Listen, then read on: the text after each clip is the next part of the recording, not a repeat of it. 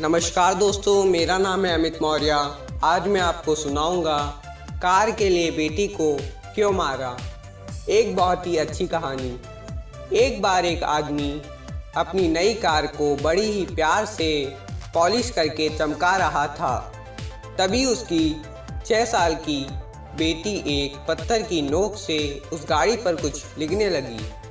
अपनी नई कार पर खरोच देखकर उसके पिता को बहुत ही ज़्यादा गुस्सा आ गया और उसने गुस्से में बिना सोचे समझे ही अपनी बेटी का हाथ बड़ी ही ज़ोर से मोड़ दिया। तभी उस छोटी सी बच्ची का हाथ मुड़ते ही न जाने वो दर्द से कब बेहोश हो गई। तभी अचानक उसकी माँ भी अंदर से आ गई और उसे बेहोश की हालत में देखकर ज़ोर ज़ोर से रोने लगी। तभी उसके पापा भी डर गए और वो उसे जल्दी से हॉस्पिटल लेकर गए। तो कुछ देर डॉक्टर ने उसका इलाज किया और उस बच्ची के उसी हाथ में प्लास्टर बांध दिया जिस हाथ से वो उस कार पर कुछ लिख रही थी। तभी थोड़ी देर में ही उस बच्ची के मम्मी पापा उससे मिलने गए। तभी उस बच्ची के पापा ने आंखों में आंसू लिए डॉक्टर से पूछा कि डॉक्टर, मेरी बेटी के हाथ में ज़्यादा तो नहीं लगी?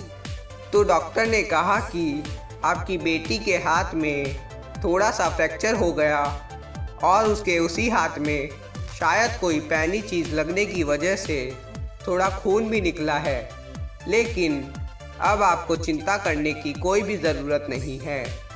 आपकी बेटी 1 हफ्ते में बिल्कुल ठीक हो जाएगी और अब आप इसे घर लेकर जा सकते हैं। यह कहकर डॉक्टर उस कमरे से चला जाता है।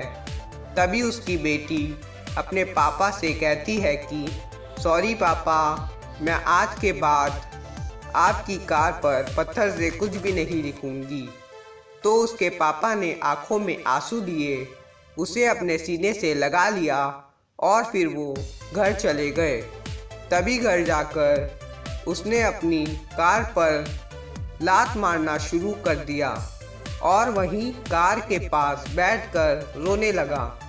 तभी अचानक उसकी नज़र कार की उसी खरोच पर पड़ी जहां पर उसकी प्यारी बेटी ने पत्थर से कुछ लिखा था और जिसकी वजह से उसने अपनी 6 साल की बेटी का हाथ बड़ी ज़ोर से मरोड़ा था। क्या आप जानते हैं उस कार पर उसकी 6 साल की प्यारी सी बेटी ने क्या लिखा था? उस कार पर उसकी बेटी ने पत्थर से लिखा, आई लव यू पापा।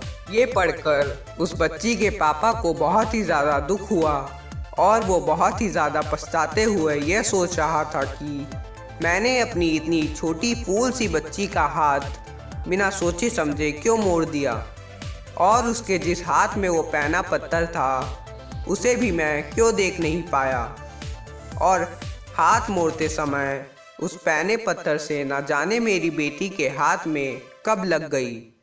तो दोस्तों, हमेशा याद रखें कि गुस्से और प्यार करने की कोई भी सीमा नहीं होती। चीज़ें इस्तेमाल के लिए होती है और बच्चे स्नेह और प्यार करने के लिए ही होते हैं। इसीलिए दोस्तों, हमेशा अपने बच्चों से प्यार करो, क्योंकि दोस्तों, बच्चों के बिना हमारा जीवन कुछ भी नहीं। धन्यवाद।